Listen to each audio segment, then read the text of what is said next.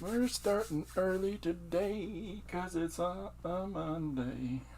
Okay. Hi, everybody. It's me, Christopher Run Z-Man. So, I'm just starting early. You know what I mean? Ready to go. Get stuff happening. I can either start something up right now, or just get going. So I thought we'd do that. Okay, so I've got some stuff to show you. I've got a few different things. I want to talk about a couple of ideas that we've already started building on the last couple of days, as well as I got a book haul to show you. And it's some fun, crazy stuff. Some kooky, crazy wildness, kids. And then we'll get into our one page for the day. But let's start things off with what's on the screen beside me. And that is today's page. Today's page, the suggestion was a long one. The suggestion was a captain. Oh, it's very long. I can't remember all these long ones. It's because I'm getting old, folks. Gotten. Good.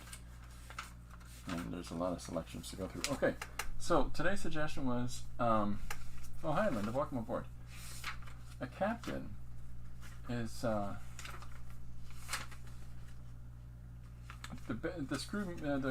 crew mutinies and she's arrested, and so she's getting kicked off the ship, and the person that's picking her up and taking her back to Earth is her rival, and you know, that's the laymanest breakdown, because I'm tired of flipping through the book. But I really enjoyed doing this one. It was a lot of fun. And yeah, spoiled spaceship captain betrayed by her crew. The only way back home is on the ship of a rival captain. And that was suggested by D.D. William. So this is the one that I started yesterday during the stream. We got a lot of it done. And I just finished off the last little bit of it afterwards. Hi, Joshua. Welcome aboard. So after I scanned it, I reorganized the panels a little bit so that what was originally along the top was the top three panels that you see there, with the black panel was added in. But the fourth panel was the one of the two ships exchanging the prisoner. And then the bottom space was those bottom three panels. I just thought the rhythm was off. I wanted to change the rhythm up a little bit here, so I added in that black panel to be sort of a title card. This is just the way it has to be, Captain. I thought it gives a little bit of something more to this statement, and it sort of sets the tone for this crew member who, this is just the way it has to be. By Haya, I mean like a ninja. Hiya. I like that. That's funny, Jeff. So I wanted to get that little bit of snarky resonance to be highlighted there. This is just the way it has to be, Captain. Few things are more antagonistic to a person in a state of duress than somebody else's condescension. Well, if you'd only done something different, that doesn't serve them at all. This way it has to be, Captain. I'm sorry, but harvesting a planet is against the law. Yeah, nobody likes that guy. Anyhow, so the references. All of the references that are in this page, because the spaceships initially started out as apples, all of the references that are in this page are of apples. So, harvesting a planet, delicious, reddest apple in the barrel, Macintosh, Gala, these are all apples. So, it's, you know, and then Granny Smith, my Granny Admiral Smith. For no one's amusement but my own. If anybody else picks up on that, they probably like a lot of different kinds of apples. But this was a fun one to do. It started with that principle that I laid out before about really loose. I thought I'd do one step additional to what I've been showcasing this week, and that is just start hashing in with a marker the the shadows and light of your composition and then tighten it up with a pen. But I thought maybe that's not necessarily fair, right? So I thought, so what I exampled yesterday was scribbling it in really quick with a pencil, just really loose scribbling, and then doing the processes that I've shown this week, just so that people don't feel locked in on something, just to let them know that they can do something more. That's Eggman from Batman, the punnery. Oh yeah. Who was Eggman? Was that Vincent Price? I think that was Vincent Price that played the egg. Well, anyways, so I've got some books to show today, and there's a really interesting one in here that might be surprising. But I'm going to switch the camera over. Now, I have been adjusting my cameras a little bit because I've been cleaning up in the studio, and while I was wiping my desk up, I made a mistake and hit the wires. So Josh says, yeah, it's Vincent Price. Excellent. Josh, if you're finding it, you're having this time period open, maybe you might want to come and hang out tomorrow. Think about it and let me know. Okay, so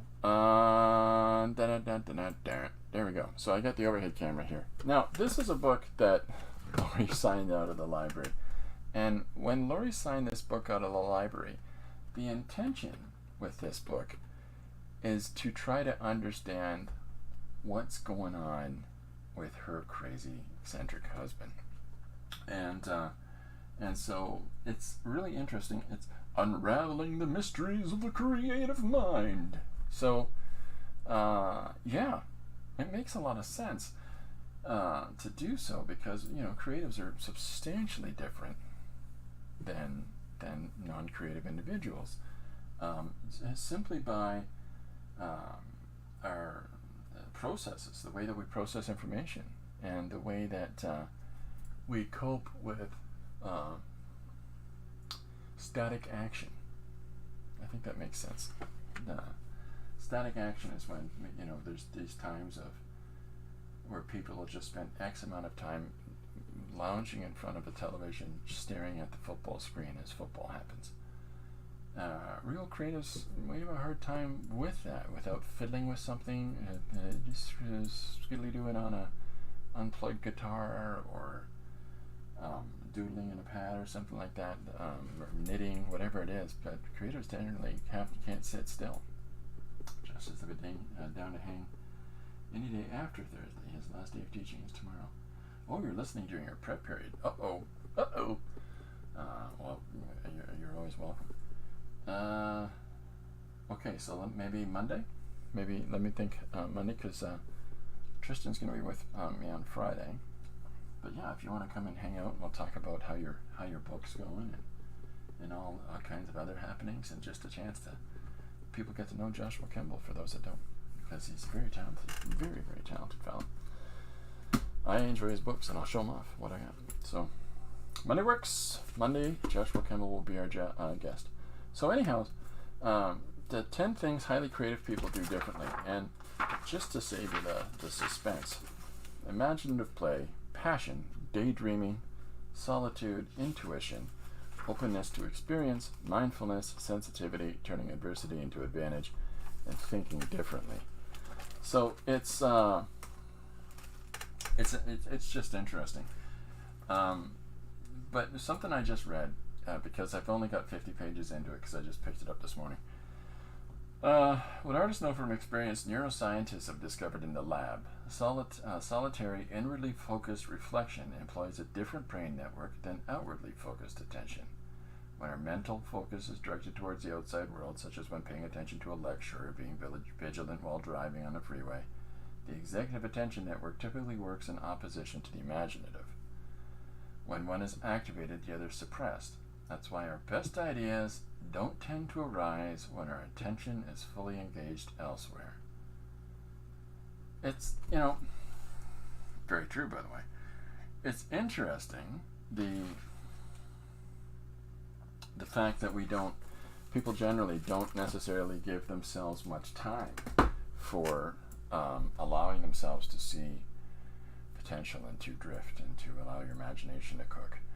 And it's things that I've always taken for granted. And for anybody that has ever joined us here and has felt that maybe Christopher's a little ambivalent about certain things, it's because I'm becoming more cognizantly aware of my brain works wrong, or it doesn't work wrong, it works differently. Simple as that. But anyhow, I've been really enjoying this book. It's written by Scott Barry Kaufman and Carolyn Gregoire. There's their names on the screen for how badly I've butchered them. And ISBN 978-0-399-17410-0. I'm really enjoying the heck out of this book. Wired to Create. I just like that subtitle, Unraveling the Mysteries of the Creative Mind. So for some of us, creativity isn't a choice. It's not going to happen it's just going to happen whether we like it or not. Very true. Completely true. There's a thing. I was listening to a writer talk about the process of writing. And one of the things he said is, if you're a writer, you get up and you write. And it's as simple as that. If you don't get up and immediately write, you get up and you think about what you're going to write. That's a writer. And for those of you that do not feel as compelled for that, you have a hard time ahead of you. And I just thought that was really, when I heard that at the time, I thought, there's real legitimacy to that, I believe. But it's funny, when you get into a mode of behavior, you don't think about another way.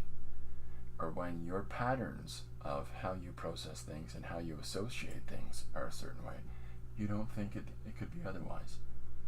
Just because it's so ingrained in you to be, this is how you are. So I'm really finding this book is helping me to have a better understanding of maybe why creative people make everyone around them a little squirrely. So, myself in particular. I got some books to show you today. This is the collected Topi. Now, Topi is one of these artists whose work just makes me pause. And I've shown a few different things. I've got a number of Topi books because it's one of these creators that just, you look at their work and you absorb it a little bit and you put it aside. Like it tends to be one of these people that you don't try to figure out how they go about in their processes in drawing. You just look at it and go, yep. It's almost like a sup of water. You know what I mean? Just a little bit of water. And I say sup as opposed to sip, because a sup of water is chock full of goodness. Anyhow, so this is the second volume of the collected Topi, and it just has a number of his short stories in it, and his pieces in here. And so what I wanted to show was the way that Topi handles line and detail. Big wow. This is some stuff that just sort of, you look at it and you go, look at some of this fine crosshatch that's happening in the outfit here. The nice deep blacks and the nice clean, clear white. That beautiful contrast between the two just sort of sets you up compositionally to have this great sense of scale. And I think that one of the beautiful things about Topi's work is the depth that he can apply to things. He can just give things a sense of volume with how he applies his values down. Like there's a real sophisticated way that he does. And let me zoom in on this. Look at all of the different directional marks in right here specifically. Look at all the crazy directional markings that he's done in his cross hatching for this shadow area in the timber. I mean, it's the kind of thing that other people wouldn't do. Other people would try to have it all be somewhat indicative of the directional movement of the boards and stuff like that. But he's allowed that flourish to just give a little of energy to that. And Joshua said, dude's too good. Yeah. So the characterization that he has for the faces that he does, phenomenal. The form that he has an incredible grasp of, the compositional arrangements that he has a fantastic approach to. There's something about this assembly of panels right here.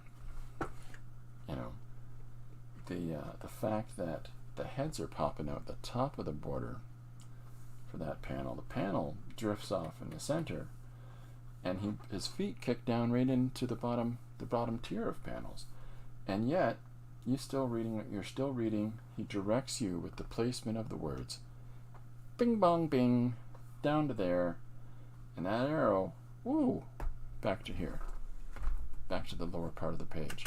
That's a masterful command of compositional and textual arrangement, and something to be studied, folks. So if you're interested, by all means, take a look at the work of Sergio, is his first name?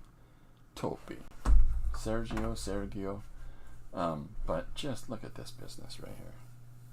You know, I'll leave that there for you for a moment, so you can screen cap it. Did you get it? Okay. So, yeah, I really appreciate what he does, and I really appreciate, like, look at this transition. We've got the two guys walking in this washed out field for light, washed out by light. Then we got the washed out sky in the background and we focus a little more on the terrain beneath them. And then he kicks it back again. And then he kicks it back again. Like, that's some phenomenal manipulation there. You know, washed out behind, you know, something underneath them, washed out behind, something underneath them. You know. Anyhow, Sergio Topi. What do we get through? 10 pages? So his work is, this is a lot of his North American cowboy and Indian and settlers in a new land stories. And here's a little bit of color. Here's some watercolor. Hi, Miriam. Welcome aboard. So here is some ink wash, maybe. I'm not sure if it's ink or watercolor here, but again, we have that same level of conviction with the composition, with the black and white, and then this addition of color. Look at that. Look at the richness. He gives all these earthy tones that he's using. Sort of gives you this real solid sense of dirt in the west, and you know, it really ingrains you into the feeling of the environment. Boing! And he done shot the cigar right out that feller's mouth. Yeah. And there's a samurai. Here's some text. You want some refined text, folks? Sit down. I don't like you. Yes. Excellent. Sit down. I don't like you. That's direct. I like it. All right. So I just thought I'd show some of this stuff. And by the way, that cowboy has a cybernetic arm, which is what's really crazy. He's got a metal arm. See, you can see it right there in that panel. Look at that. Back to some black and white work again. Just this powerful grasp of you know, how he uses line. I'm going to leave it right here for a minute. Take a look at what he's doing, the abstraction. This landscape here, right there, is almost like a Klimt painting. This landscape where this guy is walking along the top of this cliffside is abstract to the point of, it's not to the point of distraction, but it's abstract to the point that you've got to stop for a second and think about where is he? And you figure it out really quick, because this grounds you, and then this doesn't matter. He's just playing, because the text is what he wants you focused on. But still, you know, powerful, powerful work. And here's a bear. Look at that. Anyhow, Sergio Topi, I'm a big fan of his work, and the pieces that he does. You know, I really enjoy the way he tells story, and the way that he really plays with the page and uses it. So if you're looking for somebody interesting to think about, you know, how you're putting a page together, you can probably find examples of page layouts by Sergio Topi online, and I highly suggest you give them a gander. This is something, by the way, that Michael Mignola does. Mike Mignola put a pause in something that makes you change your perspective. What's happening here is this bird is actually narrating what's going on. And, you know, it's a conversation between the bird and the gas pump, which is just, you know, what in the heck is happening there? So yeah, and then there's lots more pieces and big compositional arrangements. Take a look at Sergio Topi. Here's something that I want to do more of. Let's see. This is a story about Little Bighorn, by the way. I just had it, and I lost it. It's Hashwork. I've lost it. I don't know where it went. Basically what he's done is he's done a drawing, and then with a lot of black information in there. And then right here, he's taken so the way he gets these really thin white marks, this is a black area of application, but then he takes a razor blade and takes it by the corner and scratches that paper off in order to get these really fine white lines in there. It's impressive as all get out in my mind. But like, look at here, there's no purpose to this. The person's hair moves down into the shadow of the horse. That is just somebody appreciating the act of drawing as the act of drawing. The fact that all these different line making elements move into the same, the form for the horse, the form of this person's clothing. Yeah. Anyhow, Sergio Topi. This is volume 2. ISBN 978-1-942367-92-5. Yeah. And his name, once again, to look him up, is Sergio Topi. Topi, whatever it might be. I mispronounce everything all the time. So I've also got this to show you, and that is I'm on a bent right now. Barry Windsor Smith, okay, and this is his second Opus book. I have both of his Opus books. Now Barry Windsor Smith is while Sergio is, you know, European, Barry is British living in America. So there he is there. He started doing Conan at Marvel Comics in the 1970s, 80s. Let me get this wraparound off of here. Now, Barry's work is has just this level of complexity, but you get a sense that the way that Miriam says, "Wow, yeah, Topi is amazing." This is a guy who really has appreciated the pre-Raphaelites and has taken this to a whole different level here. So the work that there's one of his Conan drawings, for those of you that might remember his work now, if you saw Conan. But the complexity that he puts into, here's a guy, and you see all the complexity in that hair, and here he is sitting on top of a crashed robot thing of some kind, and this is part of a Machine Man book that came out many years ago. But look at this Conan. That is fantastic, and the way that he's applied the color to that it's almost kaleidoscopic, you know, and at the same time completely conveys the entirety of the image. And when you look close enough, you realize that all these alcoves, those are heads. Just, ugh. You know, and at his feet is weapons and bones. But what's just as compelling to me as this, which is really incredibly well executed, is the pencils. These are his initial pencils that he's drawn the entire composition in. Now let's see if I can get them to appear just a little bit more. A little more clearly. There you go. Look at the insane level of detail in those pencils that is largely lost. A lot of this fine pencil work is largely lost in the inking and coloring process. But just, he's even changed the background. He's even changed the placement of the sword behind him on the horse. And so when you see, here's this composition, and he's completely changed the setting around it.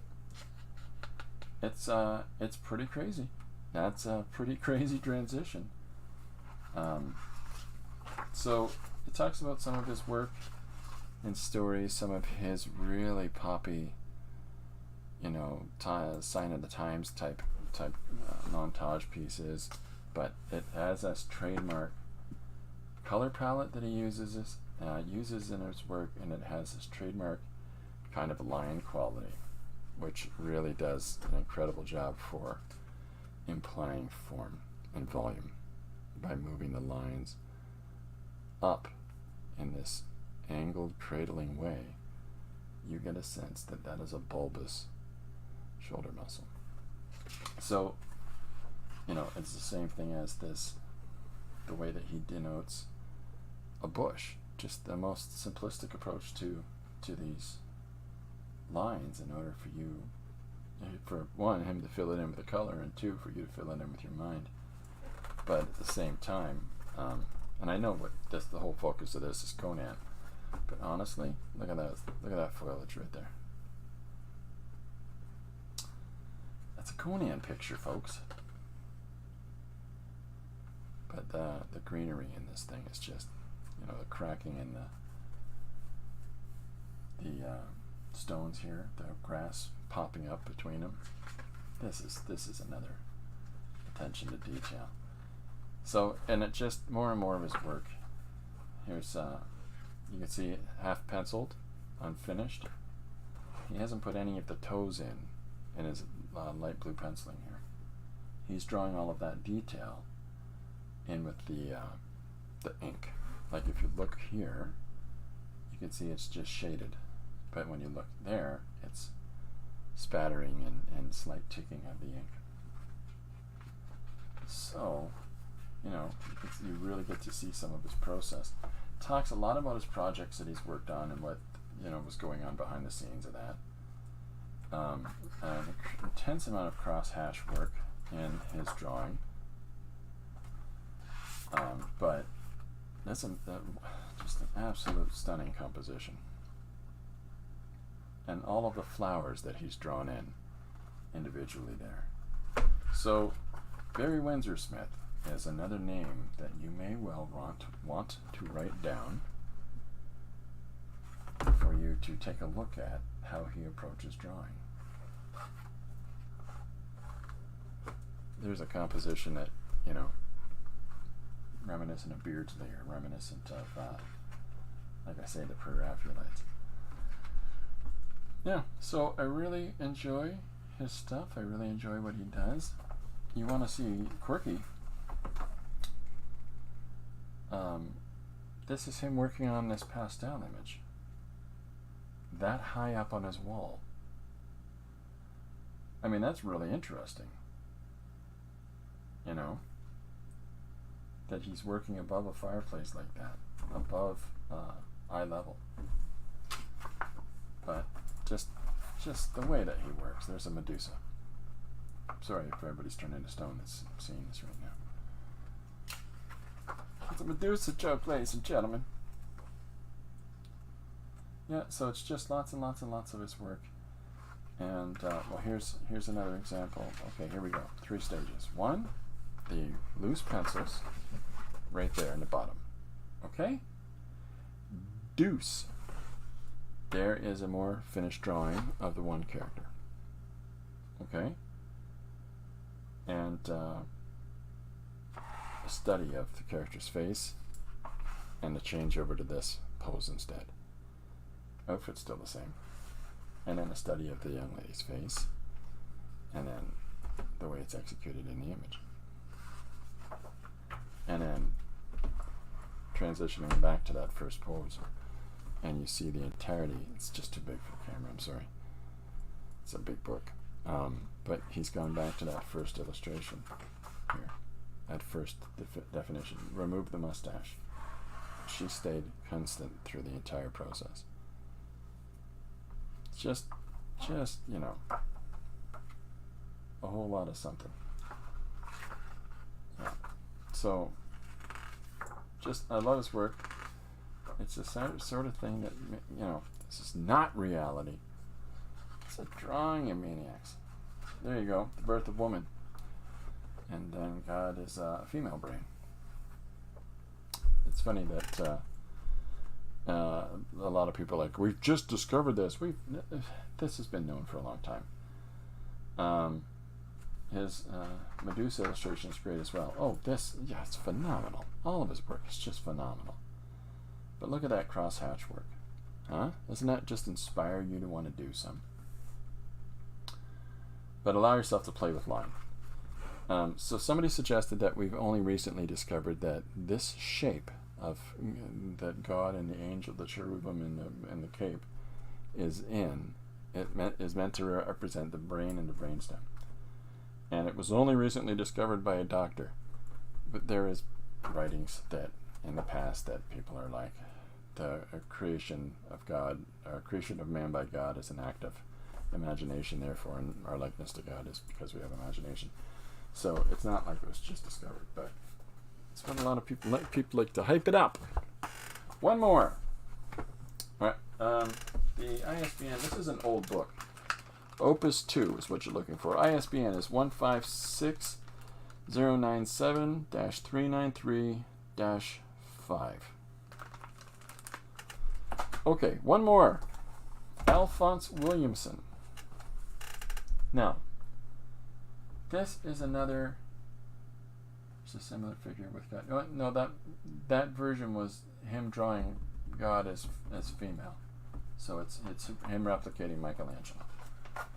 Okay, so this is Al Williamson. Al Williamson did a lot of Sunday Funny pages, and he did work for EC Comics as well, and he is also one of the Flash Gordon guys. But Al Williamson is one of those talents that just, there's the Williamson clan. So he's one of those talents that just sort of sets a tone. Now, this is him having photos of himself as he's posing out some of the things that he'll be illustrating. He's wearing a bald cap there, posing for himself for probably a Ming the Merciless image. Anyhow, his work is just, you can, like, this is here's an image that's clearly from his EC period. You can see all kinds of fantastic use of blacks in there, fantastic use of tones, and nice contrast, separating the different, you know, like the contrast of how heavy the black is in this fella into this fella's shirt into his hair. It keeps your eyes here. It keeps you there. Anyhow, I want to show you some of his sketch work up here, and then you can see some of where it went as far as inking went. He's made these decisions to ink this so heavily that a lot of this detail washes out. But Duke McDonough, Boss Duke McDonough. Anyways, so the thing I like about him, and you might remember him if you remember reading the illustrated Star Wars strips in the newspaper. Those were Al Williamson. The Hunted, So it's got all kinds of people referring to or reflections on Al and his process and his work. There's his pre-ink. Those are pencils that have been copied. The Little Earth. Look at this. Look at the power of that composition. Look at that. He uses black so confidently. That's impressive when somebody's that bold with black. But it just, you can see the style of the drawing that he had is very much what we come to be used to from old serial illustration stories in the 70s, 60s, 70s, 80s, like Modesty Blaze and things like that. So, but there's some of his Flash Gordon work. Flash Gordon's descriptions of the characters' costumes, I have always thought, to adapt them like this tunic wrapped around the head and the top of the hair sticking out, these are goofy. But at the same time, the way he draws them, it's like, okay, it's kind of cool. The Lizard. So this is just more and more examples, and all these different people, like Krinkle, Ray Bradbury, Bill Gaines, all these people giving testimony for his talents. Phenomenal.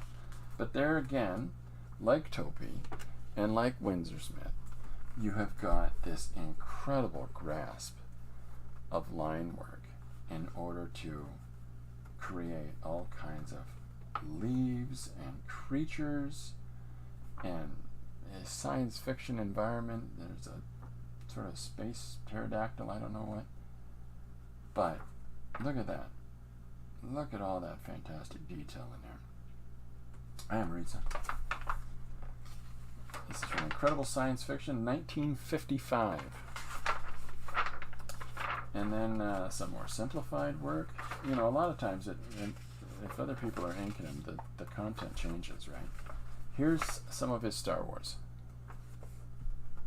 And just, you know, really intense storytelling in those Star Wars things. There was so much movement and so many things happening in a single strip.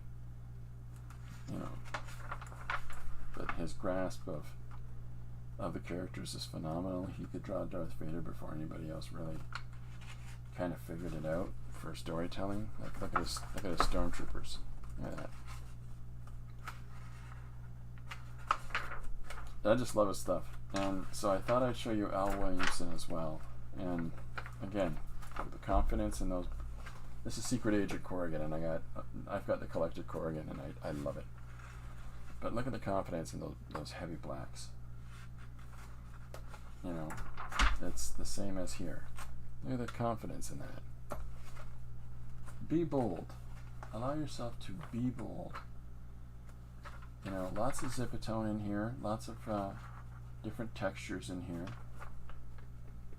And Josh says, okay, have a good day, Al. I got to go teach. Okay, ladies and gentlemen, we will see Josh Kimball as my guest on Monday. It'll be fun. Super fun. 2 p.m. EST. Thanks, Josh. Have a great day. So, yeah, so I've got all the Corrigan stuff in a volume. This thing is massive. But this is him investigating a case of government intrigue, which turns out to be aliens. Yeah, because he's a super spy. And then there's a list of all of his work up until that time. Phenomenal stuff. Okay, so this is, the ISBN is covered up by this. I got this years ago in the first place. This thing is, I don't know. Let's see what the ISBN is in the front. This was published in '83. The ISBN is 0943128-04-8. And I mean, he kept going after this. So, but look at that cover alone. Hey, there he is. So, I thought I'd show you some cool things, but this is really interesting to me right now. This Wired to Create book and the insight that it has in it. You know, childhood play to adult creativity. Yeah, just something else. Even at the level of genius, creativity is a messy business. Messy business. It's the business, and those business is messy. Okay, there's the new book. Woohoo! It's just in my pile. Yeah, I grabbed this pad. Now, I had fun doing today's page. And for those of you that are jumping in late, I showed it at the start. And I had a lot of fun doing today's page. It was good, silly fun. It builds on the idea of shaping things out with a broad marker. And then going back in with a finer point pen or some kind of detail. And picking out the key information that you want in your lines.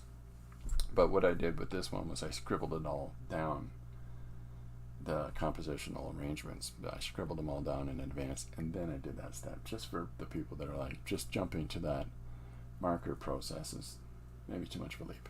So, okay, now I've got a piece of paper randomly picked out here, and I thought I'd work this way on it. This is a rather unsuccessful jelly print. This is a more common than not level of jelly printing that you see me do. I got original pages in here. What am I doing? I gotta put these things away. Let me get some of this out of the road. And we'll just focus on this guy. Okay. So this is the surface I'm going to work on today. And Suzanne has joined us. Hi, Suzanne.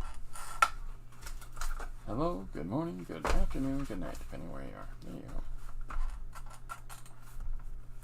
go. Okay, so this is the surface that I've got. It's very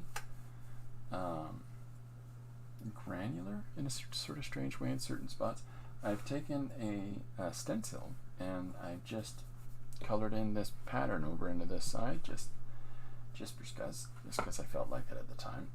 But I thought we'd pick out whatever our story beat might be for today, and work a page on this. Simply because there's a lot of interesting things going on in this. You know, there's these value shifts that are happening, and this gradient tone change, and then this is almost like a shock and awe of the red to the yellow here, but this little, you know, roughness that's in the center of it, I love it. So this is really chunky. Oh, Miriam's off. Thanks very much, Miriam. Have a great day, or a great evening if it's dinner time for you already. Have a great evening. So but it's really relatively, it's a little, you can feel a little texture in it, but it's relatively smooth. So it'll be fine to draw on top of. So I thought we'd do something fun in the sun. And I'm just going to pick out a suggestion. We got some cool ones in recently. Linda is giving me a really fun suggestion that I thought we'll try next week. And it's Wonder Woman 3 Kids in an Exploding Planet. That's such a... You deal with these 3 things. Someone is an out-of-date avocado, so they're spoiled. Oh, snap. So there's some fun suggestions coming in. Let's see. Man eats himself, feels bad, and finds a pill in a briefcase. 1-page story about technical wizardry, and that's Paula. Okay, we're going to do Paula's. I don't know how many pages I've done for Paula. So, a 1-page story about technical wizardry. Now, I'm going to load up a pencil here in one of my pencil holders.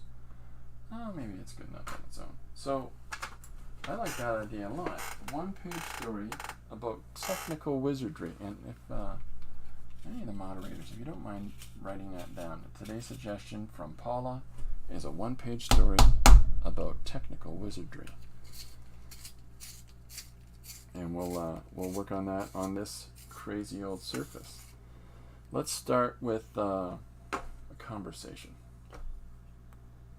Let's start having a couple of people talk about their affinity or lack thereof for technical wizardry. All right. So I've got, so these are fun.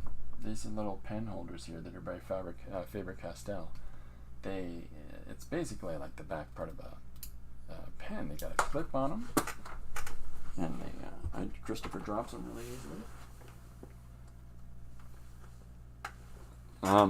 But the back of it is a sharpener.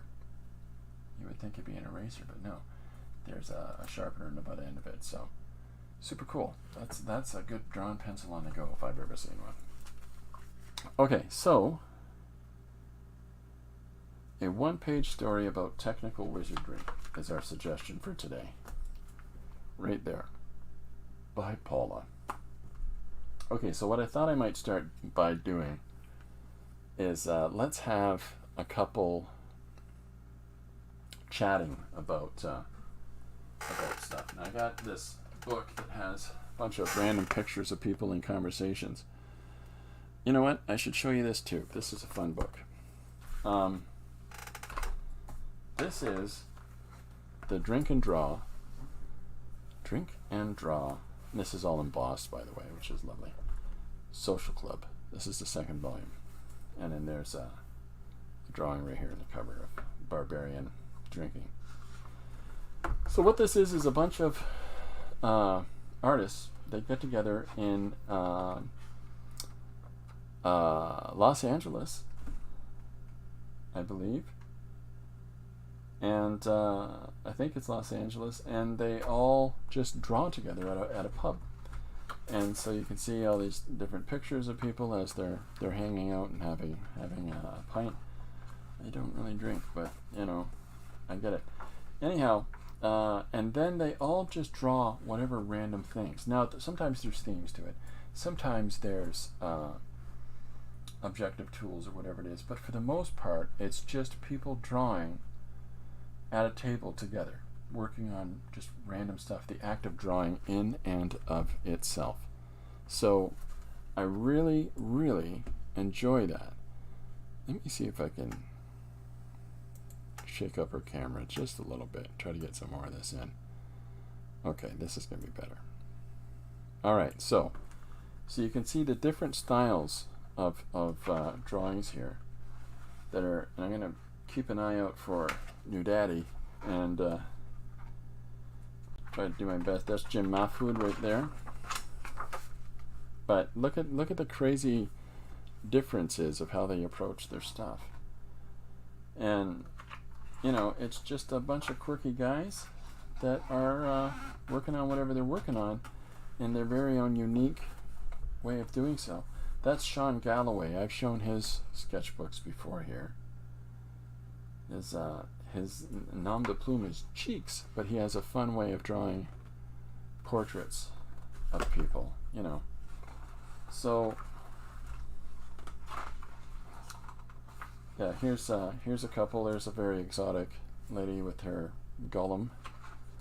Look at the very different approaches to some of these illustrations.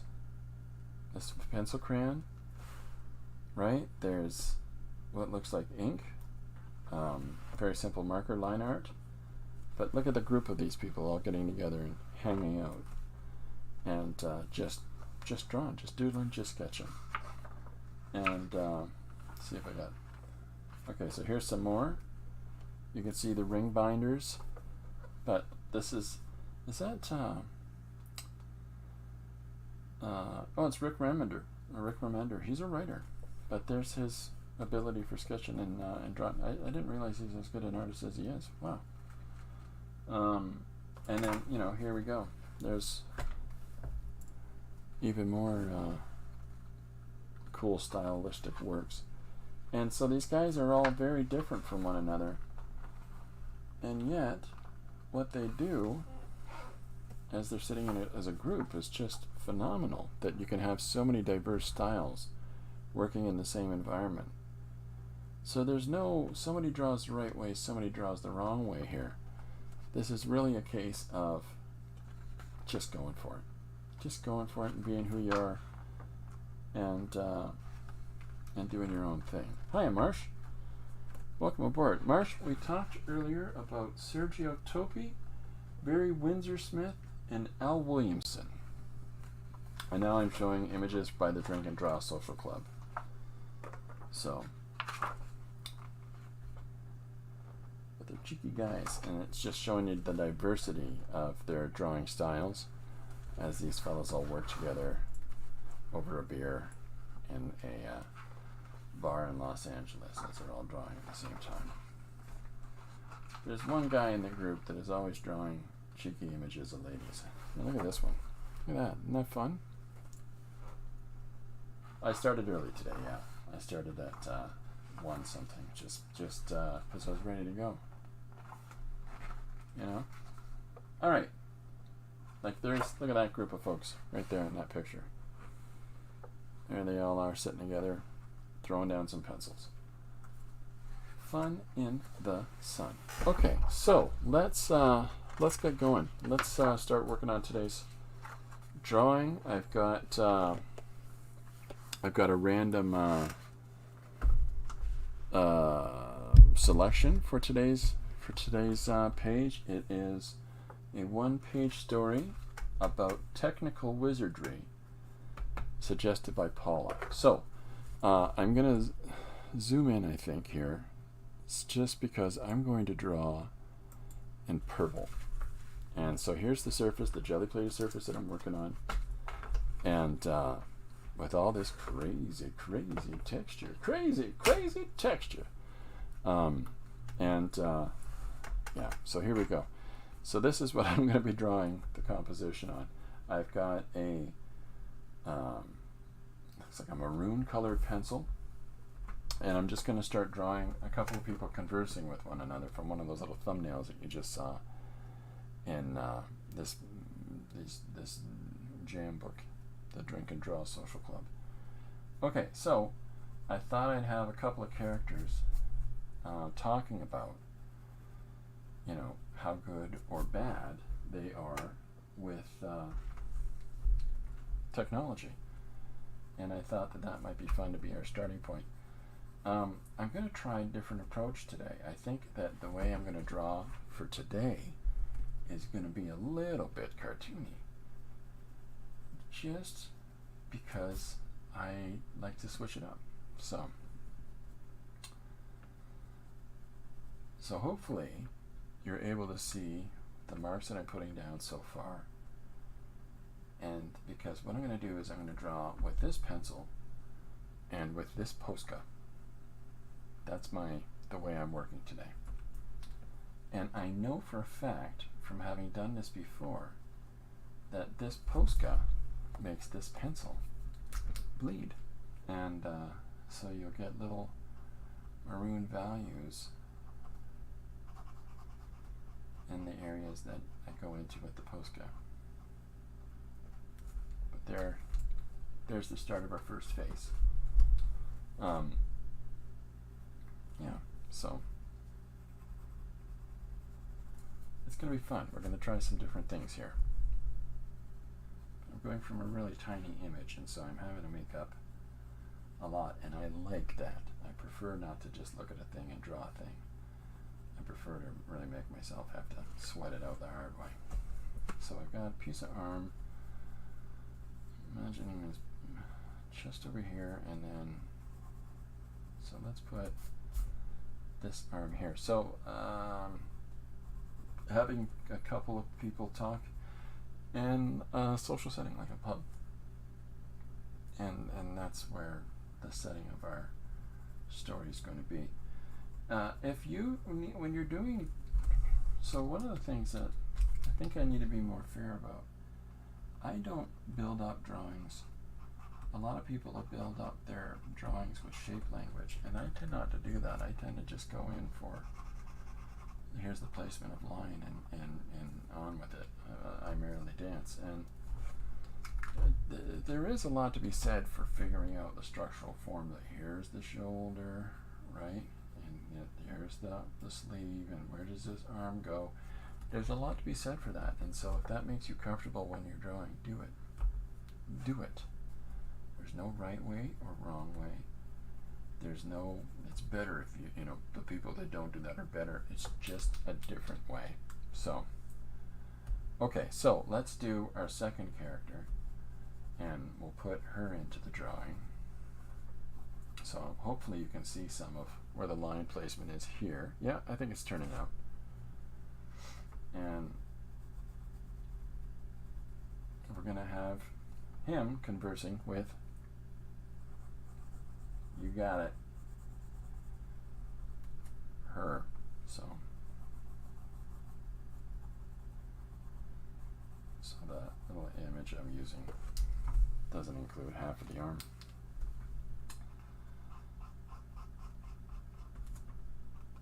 Overlap there, but now letting some of the value peek through. So the reason I'm just doing a really light coat with a Posca is that so some of these really silly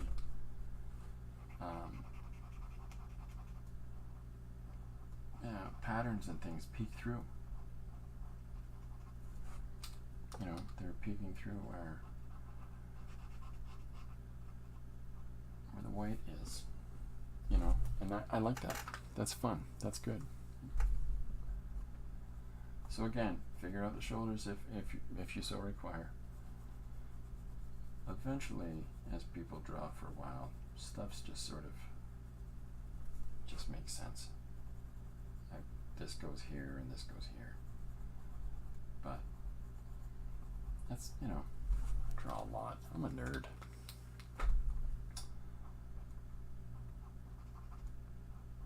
So here's the first hand coming in. And over here is that shoulder. You can probably see that line better than I can. And so I'm just leaving out the part covered by clothing there, so that this crazy cool color from the jelly print, why would I cover that up, right? Susanna says bye. Bye, Susanna. Thanks for stopping in.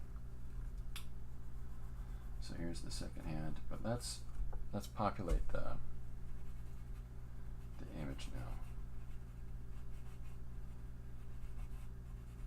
and put some pieces of information. We'll put a book here. Let's put a glass. Like so. We'll put a random piece of paper there. And okay, remembering that some of this stuff is just going to be covered up anyways because of where we put the text.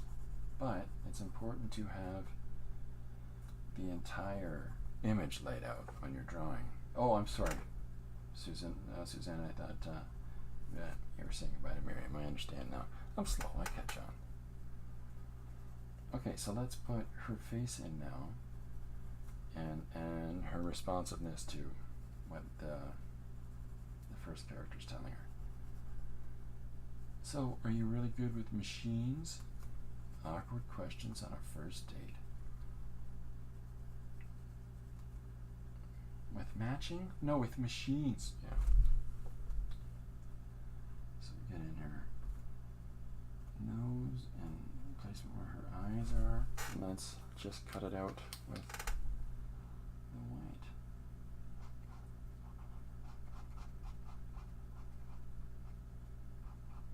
So I'm going to put down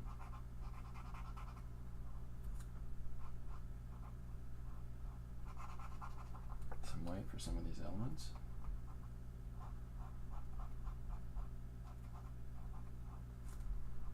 There's her arm peeking in behind. And one more here.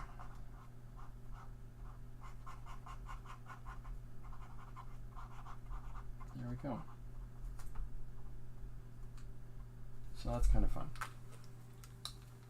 Oh, Linda saying hi to Marsh. Oh, I forgot her face. Oh, look at all that. Oh, my dear sweet Athabasca. That's a lot of white paint that came out of that. A little too hard, a little too vigorous with a smacking down of that, I think. All right, let's go. So we've got forehead. Nose, her eyes. We'll come in, put in a little bit more detail in a second.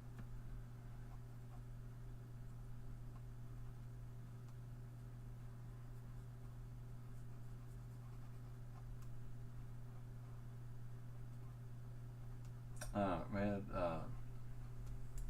one of our grandsons and our son-in-law stopped by yesterday to pick something up, and it's so funny how our one grandson behaves when he comes over. He you know, you walk up and you go, "Hi buddy, how are you doing today?" And he goes, "Can I have some gum?" There's no dialogue. "Can I have some gum?" "Yeah, if you want some gum, we can give you some gum." Okay, that's it. That's the big conversation. Let's put somebody else here in the foreground. Let's put another arm in here, and this will make sense of why I'm blocking off some of our principal guy. So, and we'll put in a thumb and some fingers. I was really honored today. I got an email about the upcoming London comic convention here, and it lists the artistic guest for the show, and this is one that I've been an art director for some time now, but with the new book I'm listed as a guest, which is wow, okay, cool. So I've got to clean up these knuckles. Okay, we'll give that a second. I'll come in here, give a little more form to these eyes. Can you see that? I'm giving her some eyebrows. We'll have to probably tune this up just a little bit. And then we'll put the hair in. So we've got our two characters that are just sort of, you know, working into the environment, that this wonderful kind of kaleidoscopic color, and we're just sort of pulling them out of it. It's kind of I know it's a little kind of a different approach, but you know, I draw somebody behind, and I've got let's put somebody here.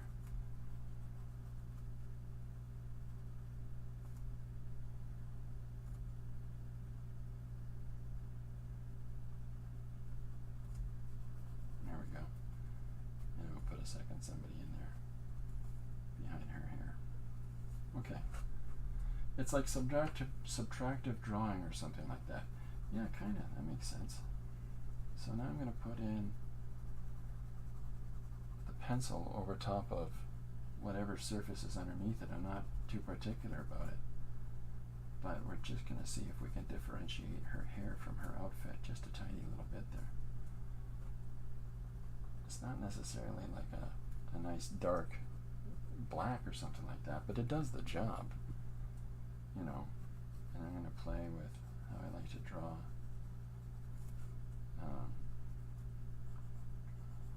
Now Gary Hodges, when he draws checkered patterns on, or plaid patterns on people's clothes, he really goes all out and makes sure it blends with the whole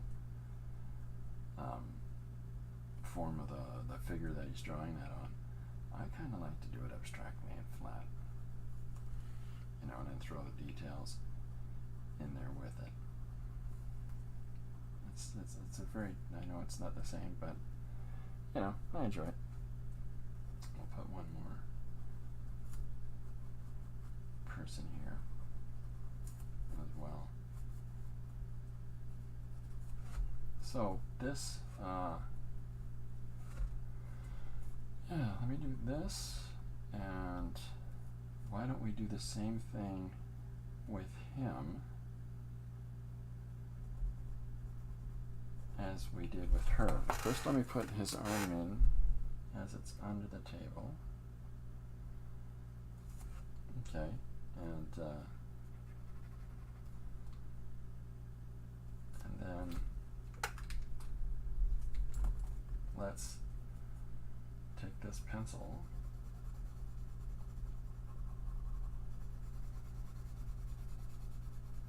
and put this flat value down. Think about it now, and maybe I'd wish I'd used a marker or something that would give me a more solid value, but let's see what we get.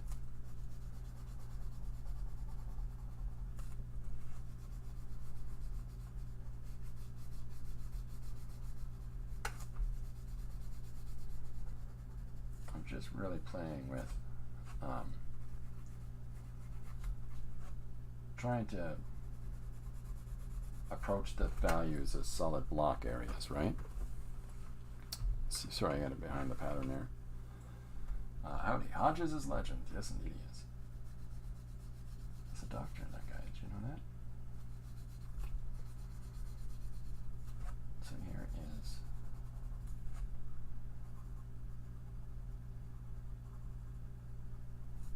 coming in, and they're going a different direction, just to tone it up.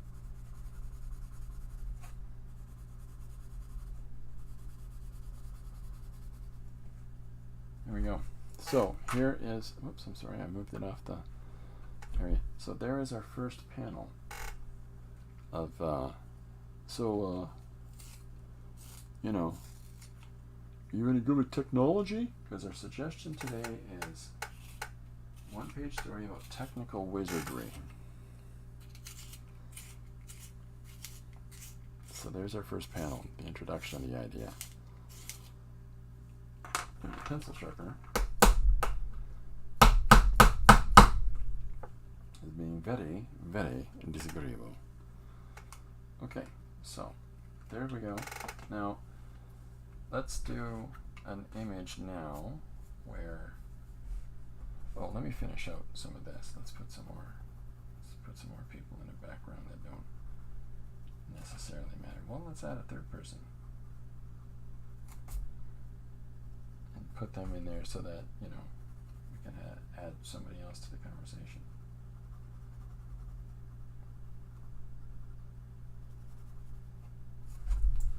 Come on with that white.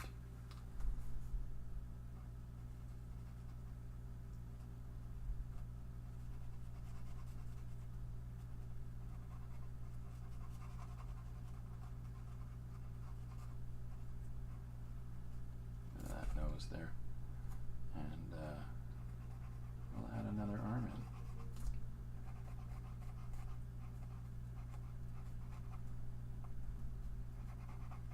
Take it right to the edge of the area. Okay, so, and we'll put this guy's shirt down. It's black. All the cool artists wear black. Says the man wearing a green shirt.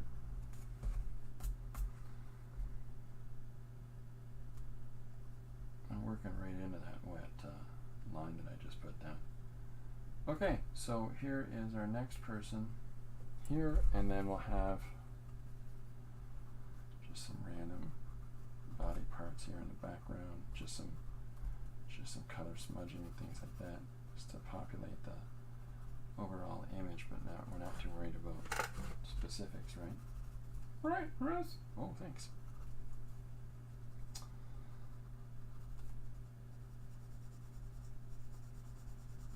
Ladies and gentlemen, if you haven't checked out Magnum Music yet, you might enjoy it. I know I do. But, yeah, Magnum Music. I think is it Magnum Music? Am I getting it right?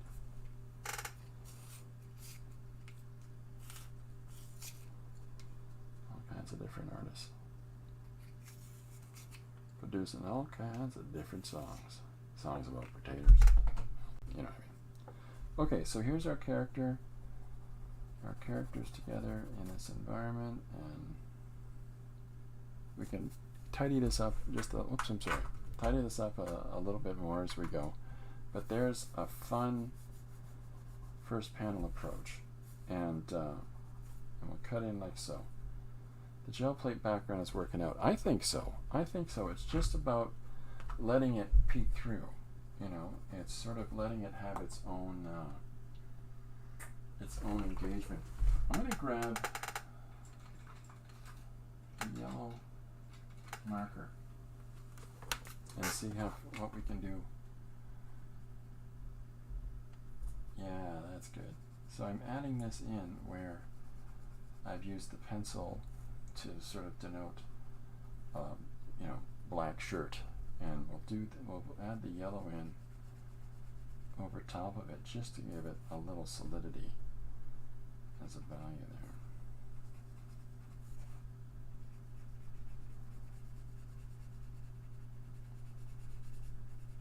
think it makes the white jump up a little more.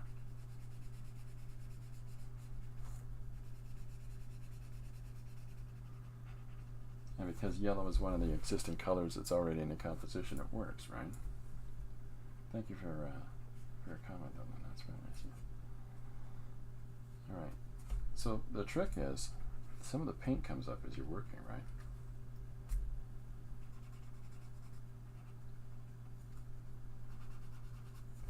There we go. I'll take that white. I'll poke some color in there.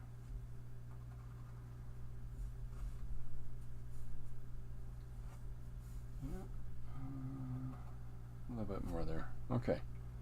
So there's our first image. There's our first panel. I think adding the yellow works. I think that adds a little bit more to it. We've got a red as well. Hello. These are Faber-Castell markers. You can find them at places like, what's it called? Indigo Chapters and the like. So, you know, and this is just a different way of working on a jelly plated surface, but not too much different from when we did this, you know, this page, and how some of these textures came through, and some of this fun business in the sky, the UFO, you know. And here's just a jelly plated surface, or Breroff. I think this is a Breroff surface because it's got this wonderful granulation, and then trying to put a flat image onto that with a black pencil crayon and a white Posca. So, okay, so let's zoom in on this conversation. So he's saying, hey, you know, would you like to hear about my technical wizardry? And she can look at it, and we'll do a zoom in on her as she says to him, well, I'm waiting for my friend to come out of the bathroom, so yeah, go ahead.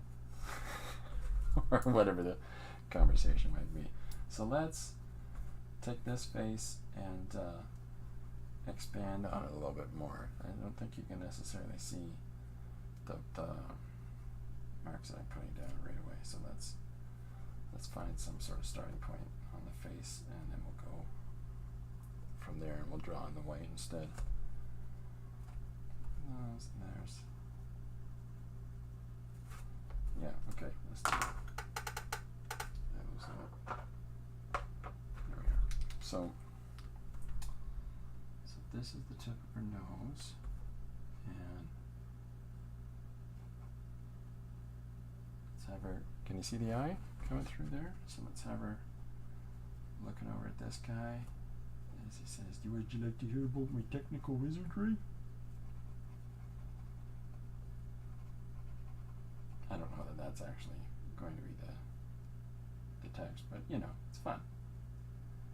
So her eyes are looking to him sideways, a little shifty. He's a little shifty, this weirdo. It's a terrible way to make a pass at somebody. Would you like to hear of my technical wizardry?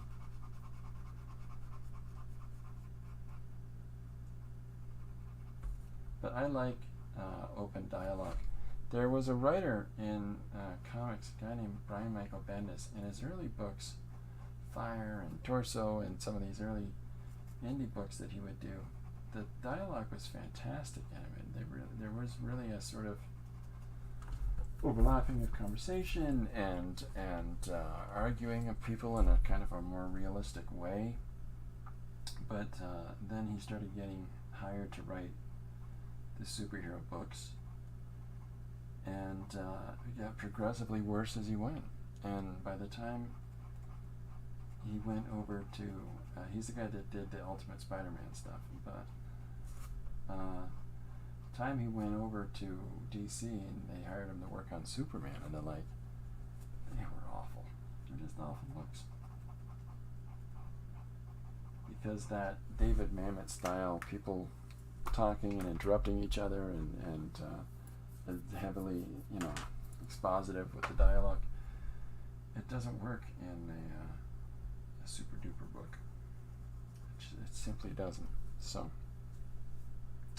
it's kind of sad, but I used to really enjoy his early stuff anyways. Okay, so this is a close-up shot on her as she's saying to him, I'm sorry, what? You know. And So as he says, would you like to hear my technical wizardry? And here I can have her say, I'm sorry, what? And then he says again, my technical wizardry. And she says, well, I'm waiting for my friend to come out of the bathroom, so why not? So, I mean, there's some silly bits of dialogue we can already factor in, right? So we're going to try to replicate this position that she's sitting in.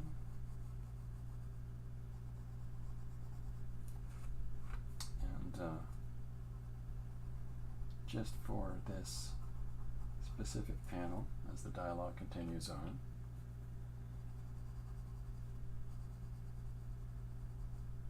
there we go. And there's her second arm. So let's I usually think of it as cutting it out when I'll come in with the white on a printed surface. It's almost like you're cutting out parts of the image that exist in order to facilitate the image that you are putting down or that you want. So there's trying to follow a sort of plumb line across here. So we'll just add a little more to that. And at the same time, we're implying, you know, some form in her outfit that, you know, we don't want to actually just sort of draw it all in and rough it in the hard way. So let's add something to her forehead. I think I got the sweep of her hair right there.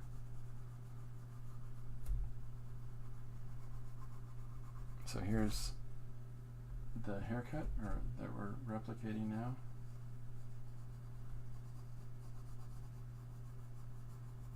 But looking out the side of her eyes towards him like, what? You know, hopefully it carries over a little bit of her personality, in addition to just what is put across in the dialogue. So we'll put her ear peeking out from under her hair here. There we go. And then I think I better fill in that hair similar to how I've done it over here.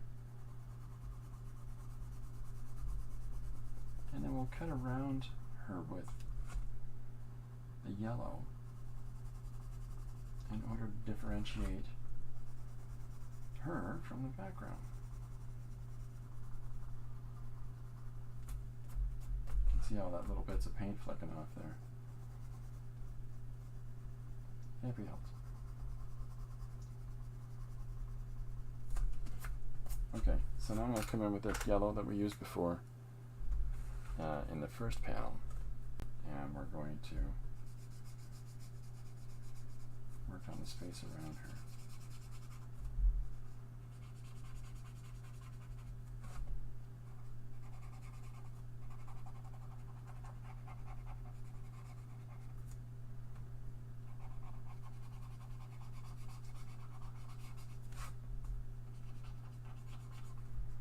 There's our second panel. So if you've done some jelly plating, if you've done some of that process, and you're feeling like, well, your images you're not enjoying what the result of them is, and you don't want to throw things out, well, use them for drawing or working something else over top of.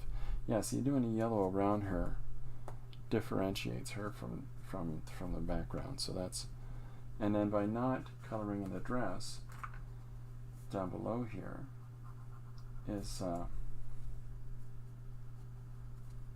gives the dress its own merit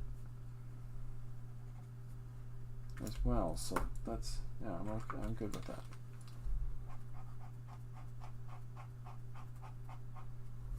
Okay, well, there's our first two panels. This is just some silly business here today, folks. So now the next image that I've got to work on is over top of this stenciled in area. So let's draw his response to her statement that she's waiting for her friend to come out of the toilet.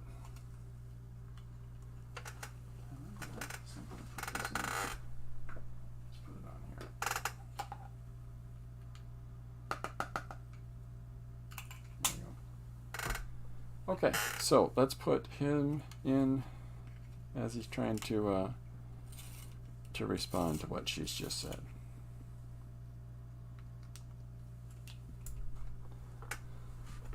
And we've got to remember a couple key elements about him. He said he wears the glasses, and he's holding up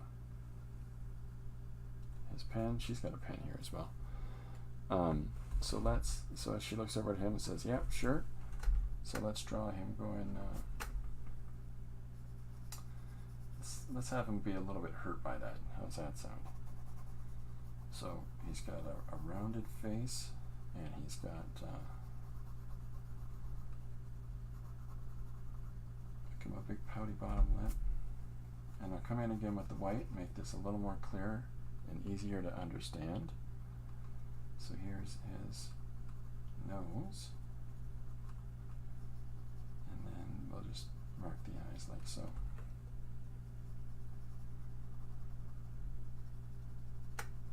Okay, so coming in with the Posca.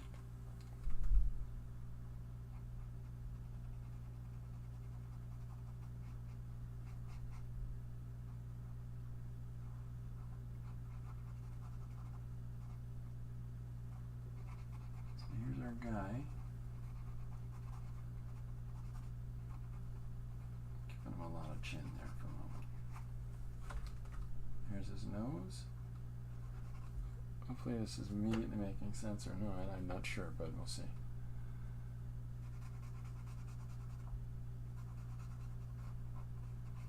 People have noses. We all understand noses in a drawing. Okay. And I've got to put his glasses in here. And there's the bottom of his chin.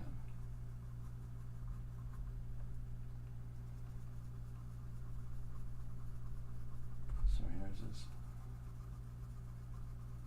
glasses on him. I'm going to probably color him in because I kind of like the idea of black rimmed, whited out glasses.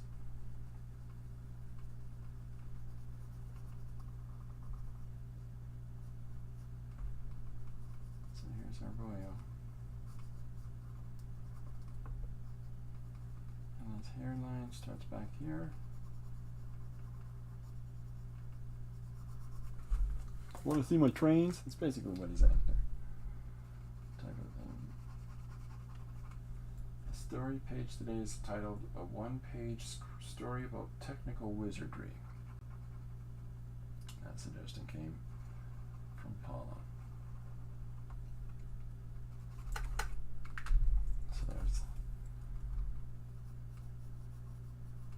check of his head here.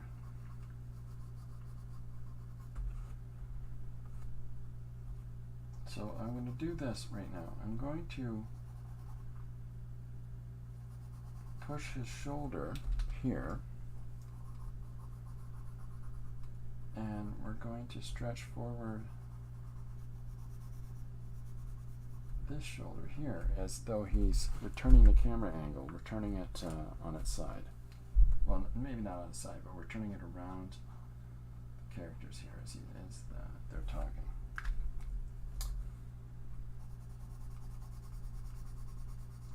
Come in with the dark value over top.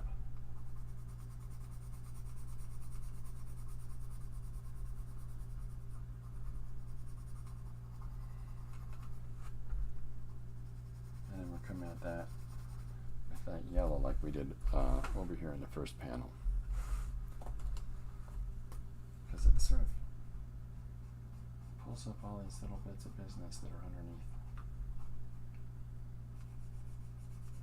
Oh, I suppose I can be taking it further down. Like so. Ooh, marker works well over top of the yellow marker.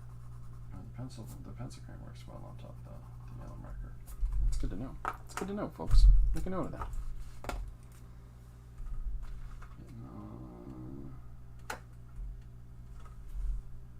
Let's see. We want to use a nice. This red's a little too dark, so maybe I'll go to this deep orange, because there's lots of orange in this as well. So let's highlight around our guy.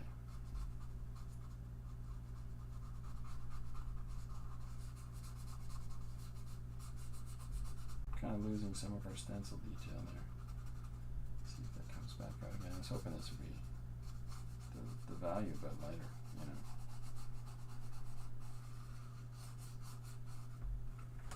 So let that area dry. Maybe we'll come back in, pull some of that detail back into it as we've got it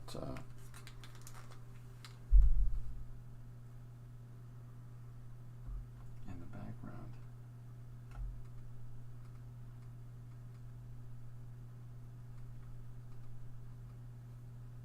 Help if I could actually see what it was.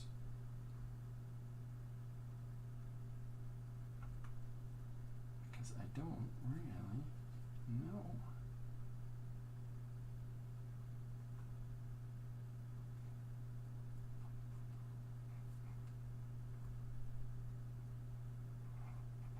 We'll put another little bit of flower like over here on this side. Okay, so there's our top 3 panels. So there's the top 4 page done. Yeah, we're at an hour and a half. That's good timing. So here we go with, let me get my big old noggin out of the road. And there we go. There's the top part of our page. It's where the first character is introducing into conversation with the person beside them. The suggestion is a 1-page story about technical wizardry. And so the theory here is, he's looking at her saying, would you like to hear about my technical wizardry? And she says, I'm sorry. And he says, technical wizardry. And then she says, sure, might as well. I'm still waiting for my friend to come out of the bathroom. And then we have him saying something pithy. I don't know what it is yet. I don't necessarily want to give it away. Anyway, here's where we're at. We've got a good start on today's page. So I'm working on a jelly plated surface with some stenciling on it, and feel really good. I think I'm gonna decide a couple things about maybe figuring out to emboss these people forward a little bit. Not entirely sure yet, but I'm using these are the tools that I have used here on a jelly plated surface. So a water-based marker with a chisel tip, a Posca pen, a Faber-Castell yellow marker, and a maroon colored pencil crayon.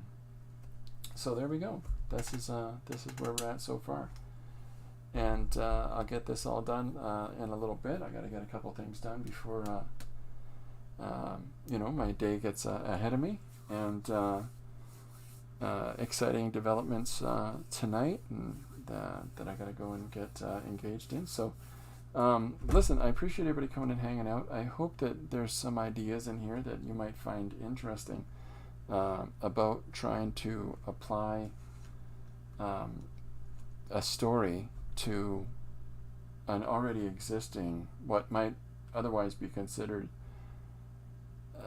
an abstract image on its own, but you can actually utilize this sort of random, haphazard base and draw your composition on top and let parts of it come through to add to the complexity of your drawing. So it's we'll play with this just a little bit more and get this done this evening, and we'll have it posted for tomorrow. Tomorrow I'm just waiting for confirmation about something for tomorrow's stream, but a couple announcements on there we go. Pull it back up to the larger camera. There we go for the page so far. Friday, Tristan Damone will be joining in here, and we'll both be drawing in the studio Tristan is the graphic designer that has worked with me since the beginning of RP Comics, and she's working on her new book that she's got coming together right now, so I'm excited to see how she's been doing with that. And then in addition to that, I'll be talking a little bit about the new book that I'm putting together now and scanning all the original art to go along the side of each page, and we've already got all the pages chosen now, and I'm just Lori's checking everything for typos. Gotta have things spelled correctly when you take it to print. But yeah, as usual, if you've got one-page story ideas or suggestions that you'd like to make, even if it's a couple words or a piece of dialogue or a couple sentences, whatever it is, feel free to put it in the comments for the video or in the chat while the video is going live. Feel free to put it in the comments on the posts on Instagram, Facebook, and Patreon that happen daily. In addition to that, on Patreon I post the original art for Patreon members there, so you can see a little bit more of the process aspect of it before the rearranging of things and the finishes and the borders and that and the final processes of the page. So a lot of interesting things in that. Yeah, thanks very much everybody for coming out. Susanna says, the more you watch, the more you like these one-page stories. Wow, I appreciate that. That's yeah, it was super fun. I love it. I hope it helps you on your own creative journey. Linda says, great beginnings. Thanks Linda. And then Marsh says, I'm digging it. Nice. And it says the jailbird print background's working out. These are all wonderful things. Thanks very much everybody for coming and hanging out. I hope today was interesting. I will be back tomorrow at 2 p.m. EST. In the meantime, get creating. Have some fun. Okay, bye for now.